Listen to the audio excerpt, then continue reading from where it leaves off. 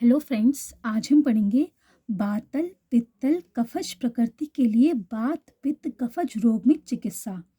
तो जो वात प्रकृति के पुरुष हैं, जो पित्त प्रकृति के पुरुष हैं, जो कफ प्रकृति के पुरुष हैं, अगर वात प्रकृति वाला वातज आहार विहार करता है, पित्त प्रकृति वाला पित्तज आहार विहार करता है, कफ प्रकृति वाला कफज आहार विहार करता है, तो उनमें वो वातज प्रकृति में वातज रोग, पित्तज प्रकृति में पित्तज रोग और कफज प्रकृति में कफज रोग होते हैं। तो उनकी चिकित्सा क्या होती है ये हम पढ़ेंगे आचार्य चरक के अनुसार। ये कहाँ वर्णित है? ये चरक संहिता पाठ फर्स्ट के विमान स्थान के अध्याय नंबर 6, जिसका नाम है रोगानी विमान अध्याय, उसमें वर्णित है। तो वात प्रकृति पुरुष में वातज रोग में चिकित्सा क्या होती है वो हम देखेंगे। तो सबसे पहले देखते हैं श्लोक। तत्र वातलस्य वात प्रकोपणा अन्य सेवमानस्य क्षिप्रं वाता प्रकोपं मापद्यते न तथेतरो दोषो सा तस्य प्रकोपं मापन्नो यथोक्त विकारे शरीरम उपतपति वलवण सुख आयुषा उपघाताय। तो जब वात को कुपित करने वाले हेतुओं का सेवन वह करता है तो शीघ्र ही वात कुपित हो जाता है। वात प्रकृति का मनुष्य वात को प्रकोप करने वाले आहार विहार का सेवन करता है तो क्षिप्रम वात प्रकोपम आपद्यते, जल्दी ही वात प्रकोप हो जाता है। न तथेतरो दोषा, और दूसरे दोष पित्त और कफ इतनी जल्दी प्रकोपित नहीं होते हैं। तस्य प्रकोप आपन्नो यथा उक्त विकारे, उनसे वात के प्रकोप होने पे वातज रोग होते हैं। वल वर्ण सुख आयु का नाश होता है। उपघाताय मतलब नाश होता है। तो अब उस तस्य अवजयनम, उस बात को जय करने के लिए, बात को जीतने के लिए क्या करना चाहिए? विधि पूर्वक स्नेहन और स्वेदन का प्रयोग। तो वातज रोग को दूर करने के लिए, वात प्रकृति पुरुष में वातज रोग को दूर करने के लिए स्नेहन और स्वेदन करना चाहिए। स्नेह उष्ण मधुर अमल और लवण युक्त मृदु संशोधनों का प्रयोग करना चाहिए। तो वात में क्या करते हैं? मृदु संशोधन, मृदुनी चा संशोधनानी, मृदु संशोधन करते हैं। इसी प्रकार उष्ण आदि गुण युक्त आहार का प्रयोग तथा इन्हीं गुणों से युक्त द्रव्यों में अभ्यंग उपना मानना उद्वेष्टन उद्मतन परिषेक अवगा संवाहन अपीड़न वित्राशन विश्वापन विस्मारण, जिस बात को बार बार स्मरण कर रोगी रोगग्रस्त होता है उसे अन्य मनोहर बातों का प्रसंग लाकर भुला देना चाहिए। तो उष्ण आहार विहार से युक्त भोजन करना है, उष्ण आहार विहार से ही अभ्यंग करना है, उपना बांधना है, उद्वेष्टन करना है, उन्मर्दन करना है, परिषेक करना है, अवगा करना है, संवाहन करना है, अपीड़न करना है, वित्राशन मतलब क्या होता है? भय उत्पन्न करना है। विस्मापन क्या होता है? सहसा आश्चर्य में डालना है, मतलब उसे शॉक करना है, एकदम ऐसे आश्चर्यचकित बातें करनी है। विस्मारण मतलब जिस बात को बार बार स्मरण कर रोगी रोगग्रस्त होता है उसे अन्य मनोहर बातों का प्रसंग लाकर भुला देना है। तो जिसे वो याद करके रोगग्रस्त हो रहा है, दुखी हो रहा है, उसे दूसरी बातों का याद कराकर उसे भुला देना है, यह होता है विस्मारण। ओके।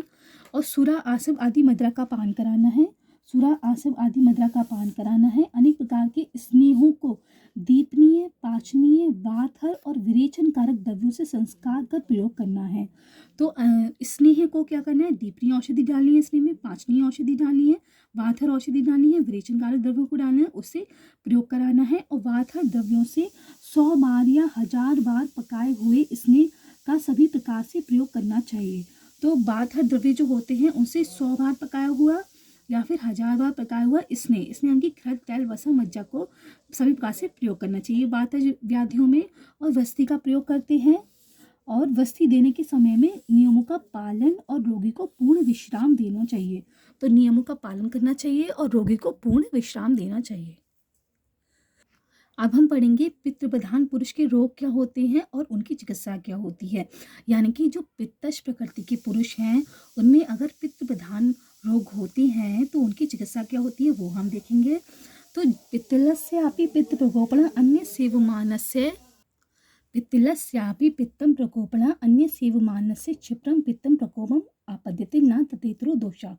तो पित्तज प्रकृति के पुरुष जब पित्तल आहार विहार करते हैं तो उनमें पित्त प्रकोपित हो जाता है और शीघ्र ही प्रकोपित हो जाता है, और जो दूसरे दोष होते हैं जैसे वात और कफ होते हैं वो इतनी प्रकोपित नहीं होते हैं। तस्य प्रकोप मानम यथो उक्त विकारे, उनसे प्रकोप होने पर पित्तज विकार होते हैं। वल वर्ण सुख आयु का उपघात होता है, नाश होता है। अब इनकी चिकित्सा क्या होती है, उसको जय कैसे करना है? सर्पी का पान कराना है। सर्पी सा चा स्नेहनम, घृत से स्नेहन घृत से स्नेहन कराना है। अधश्च दोषणम अधोभाग से विरेचन कराना है। मधुर तिक्त कसाय शीत औषध अभ्य आहार्यम उपयोग्याम। मधुर शीत तिक्त कसाय आहार विहार करना है और औषध का प्रयोग करना है। मृदु मधुर सुरभि शीत हृदयानाम गंधनाम च उपसेवा। सुगंधित शीतल और हृदय के लिए हितकारी गंधों का सेवन करना है।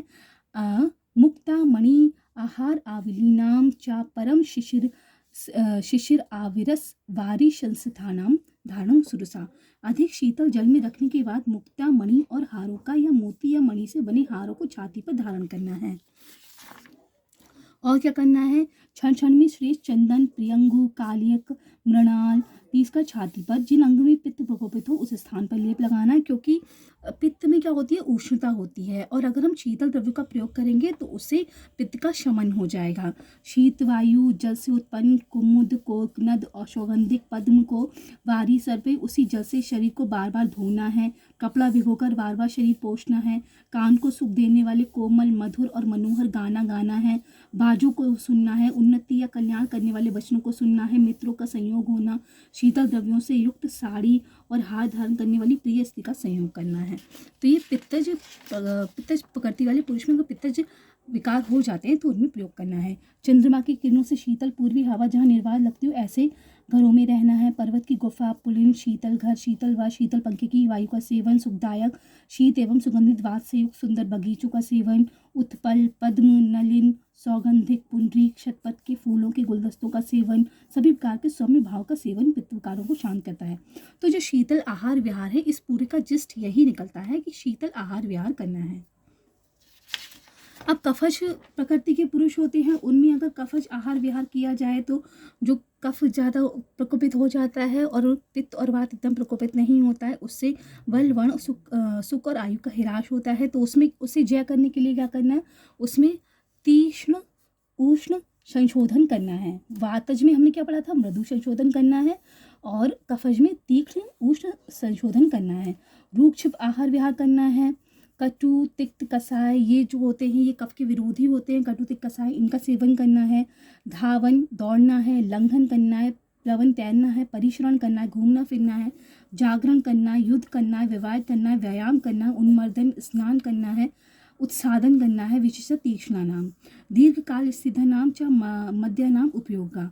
मतलब दीर्घ काल मतलब गर्म स्थानों में रहना है। गर्म कपड़े पहनना है। सुख प्राप्ति का सुख को त्याग करना है, और बहुत दिनों से रखी हुई पुरानी मदिरा का सेवन करना है। पुरानी मदिरा पीनी है। दीर्घ काल स्थित नाम मध्य नाम उपयोगा। बहुत पुरानी मदिरा का सेवन करना है। सधूम पाना सर्वसद पुवासा तश उष्ण वासा सुख प्रति सेदम सुखार्थम निवितम। सुख का प्रतिषेध करना है। मतलब कफज आहार विहारों में जो कफज को बढ़ाने वाले सुखकर आहार विहार हैं उनका त्याग करके कफज विकारों से सुख की प्राप्ति होती है। तो सुख प्रतिषेधनम सुख अर्थम एवतेति।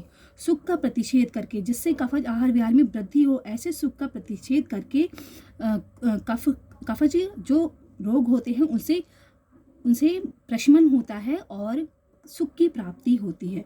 तो सुख प्रशीतेदम सुखर्थम एव एति। तो गाइस हमने कफज प्रकृति पुरुष के रोग एवं चिकित्सा देखी।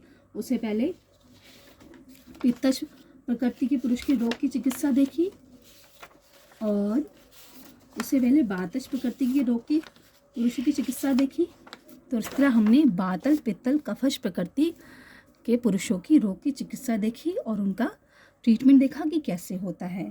तो इससे आगे आने वाली वीडियो में हम और भी इम्पोर्टेंट टॉपिक्स पढ़ेंगे, और इससे रिलेटेड जो वीडियोस हैं उनका लिंक डिस्क्रिप्शन में दे दिया जाएगा। और आप आयुर्वेदा पाठन चैनल का एक टेलीग्राम चैनल है, उसको भी आप सब्सक्राइब कर सकते हैं। Till then thank you, have a nice day. Jai Hind, जय भारत, जय आयुर्वेदा।